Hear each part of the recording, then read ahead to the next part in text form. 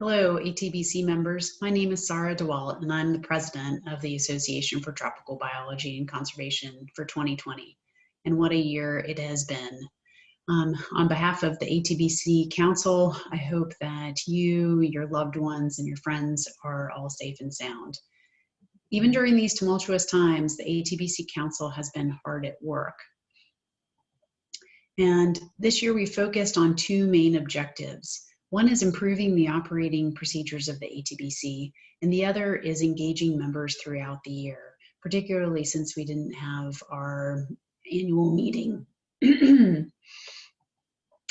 At the end of July, the ATBC Council met virtually over a series of 3 days. We did a number of different things, including unanimously approving a proposed revision of the bylaws. And that's what I'm going to be focusing on today with the rest of this video. But we also discussed guidelines for committees, a code of conduct, and decided that ATBC 2021 will be virtual. ATBC 2022 conference will be held in Cartagena, Colombia, where it was supposed to be in 2020. So the purpose of this video is to explain the major proposed changes to the bylaws so that you can vote by November 19th, which is 30 days from the time that the bylaws are going out to you. So the membership has to approve them. And so please vote by November 19th. At the end of this video, I'll let you know about some times and days that you can meet with me to ask questions that you may have about the bylaws. I'll also have a link to the ballot. So the major changes, our current bylaws are on our website. The proposed bylaws were attached to the email that was distributed. The major changes are the following. First, the big change that we made was to modify the structure of the council, going from 4 at-large councilors elected each year to 3 to make way for adding the chairs of our new regional chapters to be voting members. Let me show you what that looks like. So here's our current council structure, where we have our executive board.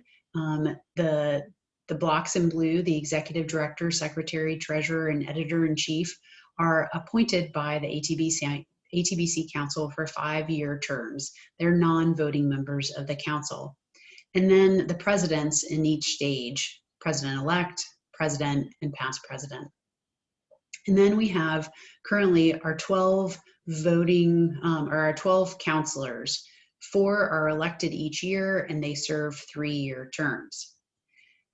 But since this structure was created many years ago, we have diversified our ATBC such that we now have regional chapters, one representing Asia Pacific, one representing Africa, and one in the neotropics, or representing neotropical areas.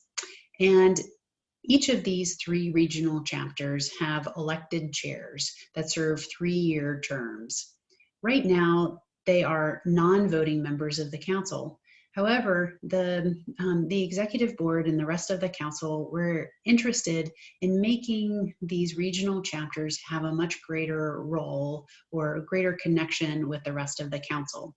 And so the structure that we are now proposing is that we will elect 1 fewer councilor each year for the next 3 years, and instead include the chairs or a representative of each of the regional chapters as voting members.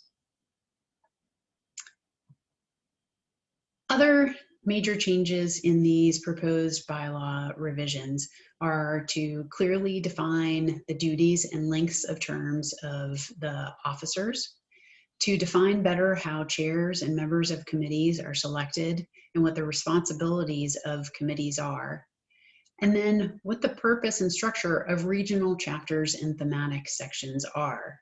In our old bylaws, or our current bylaws, we don't have a definition of what a regional chapter is, and we don't have thematic sections. So If you have questions after watching this video, please email me at saarad@clemson.edu, or drop one of our attend one of our two drop-in sessions, one on Wednesday, October 21st, and the other on Thursday, October 29th. I chose different days and times to hopefully accommodate anybody at any time zone. And then go to this SurveyMonkey ballot to vote for the revision of the bylaws. And while I have you here, let me just show you what the proposed bylaws look like and where some of these major changes are. So here are the bylaws. By the way, we did not create a marked up version because the changes that we made were too extensive. So we talk about what the objectives of the society or the association are, what the classes of members are, admission and termination of members, membership. We did a little bit of moving around of duties among the different officers. We more clearly define what the different officers do. And then here, in Article 4, where we define the council, is where the changes, the major changes start to occur, with 9 elected councilors rather than 12, and the ATBC council also including the chair of each regional chapter.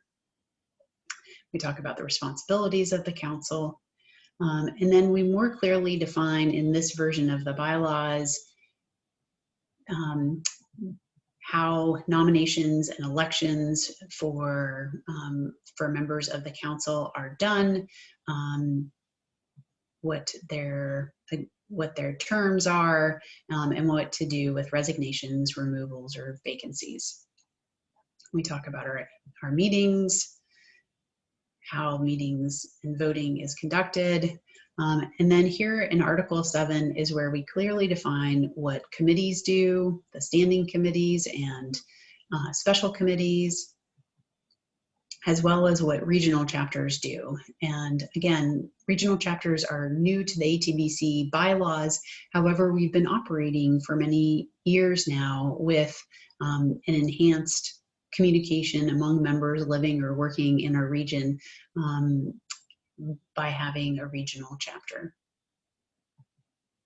And then we define thematic sections, which in the past we've called thematic groups. And these are groups of people that communicate and collaborate on topics of interest, but they don't do the work of the ATBC like a committee would, and they don't have elected chairs like the regional chapters do. Another thing that we have added in is a conflicts of interest statement, and the rest of these are kind of legal speak that are necessary for the bylaws, and then just how the articles are amended. And again, it says that we need 30 days and not more than 60 days for a vote of any amendments or changes to the bylaws. All right, with that, I would like to again encourage you to go right now to vote, and therefore allow us to be able to make these changes for electing of counselors this year. Thank you very much, and stay safe.